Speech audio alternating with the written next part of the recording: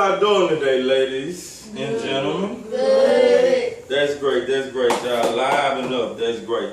Today, I want to ask y'all a couple of questions. One, do anyone know of the Garden of Eden? Yeah. Okay, so 3 do and 3 don't? Okay, well, that's half and half. That's good. Well, do y'all, the 3 that know about it, do y'all think that it really exists? Yes. I ain't seen it. You ain't seen it? What's some proof at? You want proof. That's good. That's what I come here to bring you today. The proof and the truth about the Garden of Eden. Now, when I was 15 years old, I was going to a church called Word of Faith Christian Center. The pastor's name was Dr. Rick V. Layton. Now, one day at the church, I stumbled upon Rick V. Layton, Pastor Dr. Rick V. Layton, conversation with an Islamic fella, and their debate was about if the Garden of Eden was in Africa or was it in the Middle East. Now, later on, I come to find out that's a big debate that's still going on now. But when I was 15, I ain't care nothing about no Garden of Eden. You know, when you're 15 years old, you ain't gonna care about no Garden of Eden. But anyway, that debate that they had made me kind of want to, find out what the Garden of Eden was, because I had no knowledge of it. So I started to research it. As I was researching it, I stumbled upon a book by Dr. James G.M. George, published in 1954, by the name of Stolen Legacy. This book was published by the Africa World Press in Trenton, New Jersey. In this particular book, it gave a discrete picture of the Garden of Eden in Africa. And I brought examples today to show y'all that I'm going to let y'all pass around right now. After you pass it, Josh, pass it right. Pass it on back. The picture of Garden of Eden.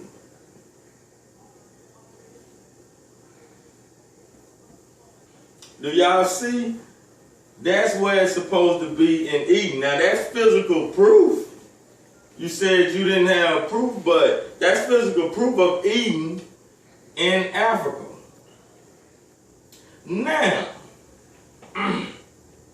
I still ain't quite believing myself, even after that.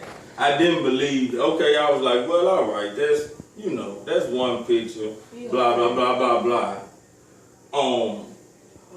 I still needed more evidence. I needed more evidence. So I stumbled upon another book called A History in Ancient Egypt, written by David Frankfurter, published by Wiley Blackwell in 1994 in New York, New York. This book showed a map of Eden in the Middle East, and it showed a map of Eden in Africa. So that's what made me understand what they was arguing about, because I really didn't understand what they were arguing about until I seen the comparisons of it in David Frankfurter book, and I brought another example to show y'all the Garden of Eden in the Middle East.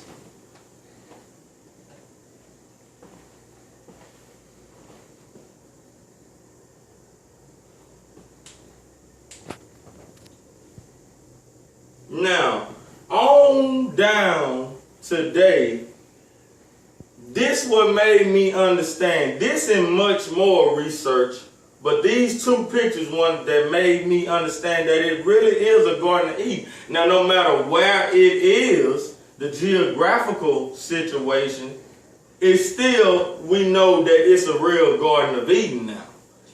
So, I know y'all sitting there saying like, well, what was the significance? What was the significance in this? But it is a big significance of knowing that it's a real Garden of Eden, because to become one with a place that the first individuals on earth really walked, to become one with that, to know that you can actually go there and walk the same land as the first people, your ancestors, walked, that should give you an enlightenment. It's beautiful there. I mean, animals are carefree. You like animals, don't you? Yeah. They're carefree. Animals are carefree there. You are carefree there. It's a great land. So, that's what I wanted to tell y'all today. Do we have any questions? What's your question, man? Are the locations based on ethnicity or religion? That's a good question. That's a great question. But the Garden of Eden, I think the debate was about where the land masses of it was, because Africans lived in Africa and Islamic people readily. Okay, well, you can edit that out. Edit the last part.